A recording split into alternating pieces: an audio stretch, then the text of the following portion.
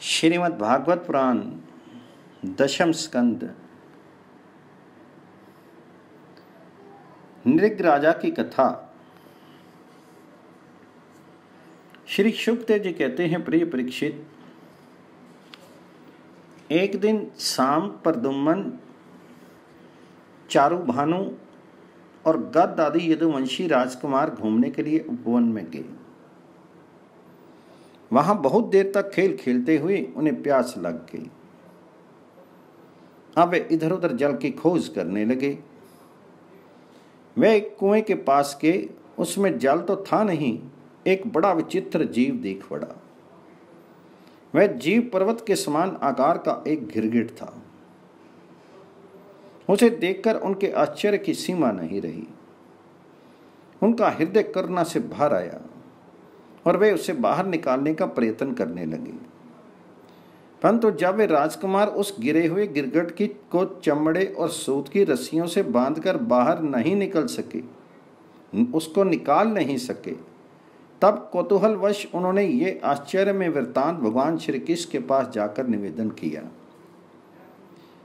जगत के जीवन दाता कमल नयन भगवान श्री कृष्ण उस कुएं पर आए। उसे देखकर उन्होंने बाएं हाथ से खेल खेल में अनायासी उसको बाहर निकाल दिया। भगवान श्री कृष्ण के कर कमलों का स्पर्श होते ही उसका गिरगिट रूप जाता रहा और वह एक स्वर्गीय देवता के रूप में परिणित हो गया। अब उसके शीर का रंग तपाए हुए सोने के समान चमक रहा था और उसके शीर पर अद्भुत वस्त्र, आभूषण और पुष्पों के हार शोभा पा रहे थे। यद्यपि भगवान श्री कृष्ण जानते थे कि इस दिव्य पुरुष को गिरगिट योनि क्यों मिली थी, फिर भी वह कारण सर्वसाधारण को मालूम हो जाए, इसलिए उन्होंने उस दिव्य पुरुष से पूछा, महाभाग, तुम्हारा रूप तो बहुत ही सुंदर है, तुम हो कौन? मैं तो ऐसा समझता हूं कि तुम अवश्य कोई श्रेष्ठ देवता हो। कल्याण मूर्ति, किस कर्म के फल से तुम्हें इस योनि में आना पड़ा था? वास्तव में तुम इसके योग्य नहीं हो। हम लोग तुम्हारा वृत्तांत जानना चाहते हैं। यदि तुम हम लोगों को ये बतलाना उचित समझो तो अपना परिचय अवश्य दो। तो श्री शुकदेव जी कहते हैं, परीक्षित, जब अनंत मूर्ति भगवान श्री कृष्ण ने राजा नृग से, क्योंकि वह ही इस रूप में प्रकट हुए थे, इस प्रकार पूछा, तब उन्होंने अपना सूर्य के समान जाज्वल्यमान मुकुट झुकाकर भगवान जी को प्रणाम किया और वह इस प्रकार कहने लगे। राजा नृग ने कहा, प्रभु, मैं महाराज इक्ष्वाकु का पुत्र राजा नृग हूं। जब कभी किसी ने आपके सामने दानियों की गिनती की होगी, तब उसमें मेरा नाम भी अवश्य आपके कानों में पड़ा होगा। प्रभु, आप समस्त प्राणियों की एक एक वृत्ति के साक्षी हैं। भूत और भविष्य का व्यवधान भी आपके अखंड ज्ञान में किसी प्रकार की बाधा नहीं डाल सकता। अतः आपसे छिपा ही क्या है? फिर भी मैं आपकी आज्ञा का पालन करने के लिए कहता हूं। भगवान, पृथ्वी में जितने धूलिकण हैं, आकाश में जितने तारे हैं और वर्षा में जितनी जल की धाराएं गिरती हैं, मैंने उतनी ही गौएं दान की थी। वे सभी गौएं दुधार, नौजवान, सीधी, सुंदर, सुलक्षणा और कपिला थी। उन्हें मैंने न्याय के धन से प्राप्त किया था। सबके साथ बछड़े थे। उनके सींगों में सोना मढ़ दिया गया था, खुरों में चांदी मढ़ दी गई थी। उन्हें वस्त्र, हार और गहनों से सजा दिया जाता था। ऐसी गौएं मैंने दी थी। भगवान, मैं युवावस्था से संपन्न श्रेष्ठ ब्राह्मण कुमारों को, जो सद्गुणी, शील संपन्न, कष्ट में पड़े हुए कुटुंब वाले, दंभ रहित, तपस्वी, वेद पाठी, शिष्यों को विद्या दान करने वाले तथा सचरित्र होते, वस्त्राभूषण से अलंकृत करता और उन गौओं का दान करता। इस प्रकार मैंने बहुत सी गौएं, पृथ्वी, सोना, घर, घोड़े, हाथी, दासियों के सहित कन्याएं, तिलों के पर्वत, चांदी, शैया, वस्त्र, रत्न, गृह सामग्री और रथ आदि दान किए। अनेकों यज्ञ किए और बहुत से कुएं, बावली आदि बनवाए। एक दिन किसी अप्रतिग्रही अर्थात दान ना लेने वाले तपस्वी ब्राह्मण की एक गाय बिछुड़कर मेरे गौओं में आ मिली। मुझे इस बात का बिल्कुल पता नहीं चला, इसलिए मैंने अनजान में उसे किसी दूसरे ब्राह्मण को दान कर दिया। जब उस गाय को वे ब्राह्मण ले चले तब उस गाय के असली स्वामी ने कहा, ये गौ तो मेरी है। दान ले जाने वाले ब्राह्मण ने कहा, ये तो मेरी है, क्योंकि राजा नृग ने मुझे इसका दान किया है। वे दोनों ब्राह्मण आपस में झगड़ते हुए अपनी अपनी बात कायम करने के लिए मेरे पास आए। एक ने कहा, ये गाय अभी अभी आपने मुझे दी है, और दूसरे ने कहा कि यदि ऐसी बात है तो तुमने मेरी गाय चुरा ली है। भगवान, उन दोनों ब्राह्मणों की बात सुनकर मेरा चित्त भ्रमित हो गया। मैंने धर्म संकट में पड़कर उन दोनों से बड़ी अनुनय विनय की और कहा कि मैं बदले में 1 लाख उत्तम गौवें दूंगा, आप लोग मुझे ये गाय दे दीजिए। मैं आप लोगों का सेवक हूँ, मुझसे अनजान में यह अपराध बन गया है। मुझ पर आप लोग कृपा कीजिए और मुझे इस घोर कष्ट से तथा घोर नरक में गिरने से बचा लीजिए। राजन, मैं इसके बदले में क्या नहीं लूंगा? राजन, मैं इसके बदले में कुछ नहीं लूंगा, ये कहकर गाय का स्वामी चला गया। तुम इसके बदले में 1 लाख नहीं 10,000 गौवें और दो तब भी मैं लेने का नहीं। इस प्रकार कहकर दूसरा ब्राह्मण भी चला गया। देवादिदेव जगदीश्वर, इसके बाद आयु समाप्त होने पर यमराज के दूत आए और मुझे यमपुरी में ले गए। वहां यमराज ने मुझसे पूछा, राजन, तुम पहले अपने पाप का फल भोगना चाहते हो या पुण्य का? तुम्हारे दान और धर्म के फल स्वरूप तुम्हें एक ऐसा तेजस्वी लोक प्राप्त होने वाला है जिसकी कोई सीमा ही नहीं है। भगवान, तब मैंने यमराज से कहा, देव, पहले मैं अपने पाप का फल भोगना चाहता हूं। और उसी क्षण यमराज ने कहा, तुम गिर जाओ। उनके ऐसा कहते ही मैं वहां से गिरा और गिरते ही समय मैंने देखा कि मैं गिरगट हो गया हूं। प्रभु, मैं ब्राह्मणों का सेवक, उदार, दानी और आपका भक्त था। मुझे इस बात की उत्कट अभिलाषा थी कि किसी प्रकार आपके दर्शन हो जाएं। इस प्रकार आपकी कृपा से मेरे पूर्व जन्म की स्मृति नष्ट नहीं हुई।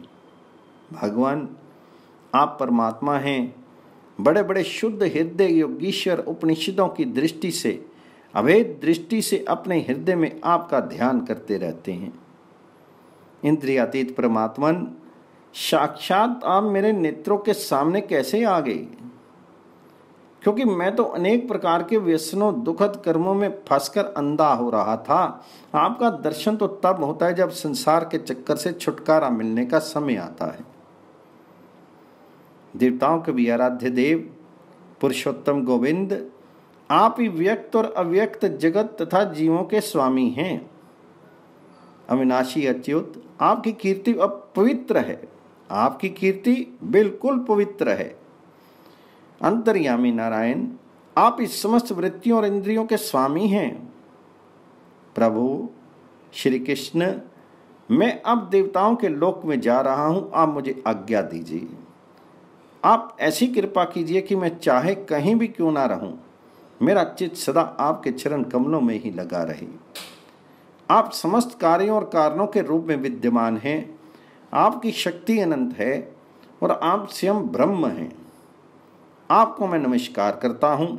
सच्चिदानंद स्वरूप सर्वंतर्यामी वासुदेव श्री कृष्ण, आप समस्त योगों के स्वामी योगेश्वर हैं। मैं आपको बार बार नमस्कार करता हूँ। राजा नृग ने इस प्रकार कहकर भगवान जी की परिक्रमा की और अपने मुकुट से उनके चरणों का स्पर्श करके प्रणाम किया। फिर उनसे आज्ञा लेकर सबके देखते देखते ही वे श्रेष्ठ विमान पर सवार हो गए। राजा नृग के चले जाने पर ब्राह्मणों के परम प्रेमी, धर्म के आधार देवकी नंदन भगवान श्री कृष्ण ने क्षत्रियों को शिक्षा देने के लिए वहां उपस्थित अपने कुटुंब के लोगों से कहा जो लोग अग्नि के समान तेजस्वी हैं वे भी ब्राह्मणों का थोड़े से थोड़ा धन हड़प कर नहीं पचा सकते। फिर जो अभिमानवश झूठ मूठ अपने को लोगों का स्वामी समझते हैं वे राजा तो क्या पचा सकते हैं। मैं हलाहल विष को विष नहीं मानता क्योंकि उसकी चिकित्सा होती है। ब्राह्मणों का धन ही परम विष है, उसको पचा लेने के लिए पृथ्वी में कोई औषधि कोई उपाय नहीं है। हलाहल विष केवल खाने वालों का ही प्राण लेता है और आग भी जल के द्वारा बुझाई जा सकती है, परंतु ब्राह्मण के धन रूप अग्नि से जो आग पैदा होती है वे सारे कुल को समूल जला डालती है। ब्राह्मण का धन यदि उसकी पूरी पूरी सम्मति दिए बिना भोगा जाए तब तो वह भोगने वाले, उसके लड़के और पुत्र इन 3 पीढ़ियों को ही चौपट करता है। परंतु यदि बलपूर्वक हट करके उसका उपभोग किया जाए तब तो पूर्व पुरुषों की 10 पीढ़ियां और आगे की 10 पीढ़ियों का नाश हो जाता है। जो मूर्ख राजा अपनी राज्य लक्ष्मी के घमंड में अंधे होकर ब्राह्मणों का धन हड़पना चाहते हैं, समझना चाहिए कि वे जानबूझकर नरक में जाने का रास्ता साफ कर रहे हैं। वे देखते नहीं कि उन्हें अधःपतन के कैसे गहरे गड्ढे में गिरना पड़ेगा। जिन उदार हृदय और बहुकुटुंबी ब्राह्मणों की वृत्ति छीन ली जाती है, उनके रोने पर उनके आंसू की बूंदों से धरती के जितने धूलिकण भीगते हैं उतने वर्षों तक ब्राह्मण के स्वत्व को छीनने वाले उस उच्छृंख राजा और उसके वंशजों को कुंभीपाक नरक में दुख भोगना पड़ता है। जो मनुष्य अपनी या दूसरे की दी हुई ब्राह्मण की वृत्ति उसकी जीविका के साधन छीन लेते हैं वे 60,000 वर्ष तक विष्ठा के कीड़े होते हैं।